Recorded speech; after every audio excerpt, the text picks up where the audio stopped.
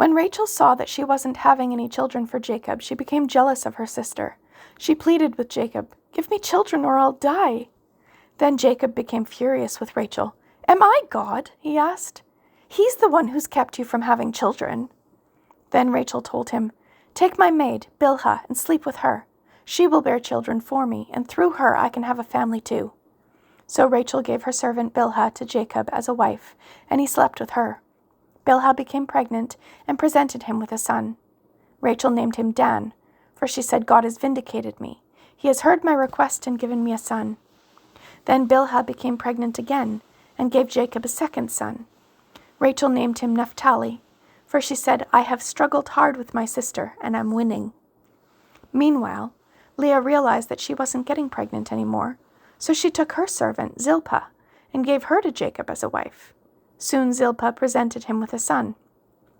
Leah named him Gad, for she said, "How fortunate I am." Then Zilpah gave Jacob a second son, and Leah named him Asher, for she said, "What joy is mine! Now the other women will celebrate with me." One day during the wheat harvest, Reuben found some mandrakes growing in a field and brought them to his mother Leah. Rachel begged Leah, "Please give me some of your son's mandrakes." But Leah angrily replied, "Wasn't it enough that you stole my husband? Now will you steal my son's mandrakes too?" Rachel answered, "I'll let Jacob sleep with you tonight, if you give me some of the mandrakes." So that evening, as Jacob was coming home from the fields, Leah went out to meet him. "You must come and sleep with me tonight," she said. "I have paid for you with some mandrakes that my son found." So that night he slept with Leah.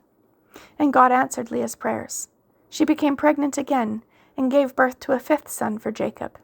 She named him Issachar, for she said, "God has rewarded me for giving my servant to my husband as a wife." Then Leah became pregnant again and gave birth to a sixth son for Jacob. She named him Zebulun, for she said, "God has given me a good reward. Now my husband will treat me with respect, for I have given him 6 sons." Later she gave birth to a daughter and named her Dinah. Then God remembered Rachel's plight and answered her prayers by enabling her to have children. She became pregnant and gave birth to a son. "God has removed my disgrace," she said, and she named him Joseph, for she said, "May the Lord add yet another son to my family." Soon after Rachel had given birth to Joseph, Jacob said to Laban, "Please release me so I can go home to my own country. Let me take my wives and children, for I have earned them by serving you, and let me be on my way. You certainly know how hard I have worked for you." "Please listen to me," Laban replied.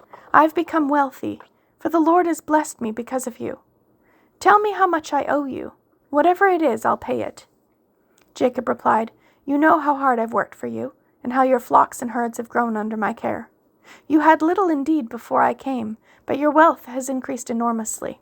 The Lord has blessed you through everything I've done, but now what about me? When can I start providing for my own family?" "What wages do you want?" Laban asked again. Jacob replied, "Don't give me anything. Just do this one thing and I'll continue to tend and watch over your flocks. Let me inspect your flocks today and remove all the sheep and goats that are speckled or spotted, along with all the black sheep. Give these to me as my wages. In the future, when you check on the animals you've given me as my wages, you'll see that I have been honest. If you find in my flock any goats without speckles or spots, or any sheep that are not black, you will know that I've stolen them from you." "All right," Laban replied. "It will be as you say." But that very day Laban went out and removed the male goats that were streaked and spotted, all the female goats that were speckled and spotted or had white patches, and all the black sheep. He placed them in the care of his own sons, who took them a 3 days' journey from where Jacob was. Meanwhile, Jacob stayed and cared for the rest of Laban's flock. Then Jacob took some fresh branches from poplar, almond, and plane trees and peeled off strips of bark, making white streaks on them. Then he placed these peeled branches in the watering troughs where the flocks came to drink, for that was where they mated. And when they mated in front of the white streaked branches, they gave birth to young that were streaked, speckled, and spotted. Jacob separated those lambs from Laban's flock. And at mating time, he turned the flock to face Laban's animals that were streaked or black. This is how he built his own flock instead of increasing Laban's. Whenever the stronger females were ready to mate, Jacob would place the peeled branches in the watering troughs in front of them. Then they would mate in front of the branches. But he didn't do this with the weaker ones. So the weaker lambs belonged to Laban, and the stronger ones were Jacob's.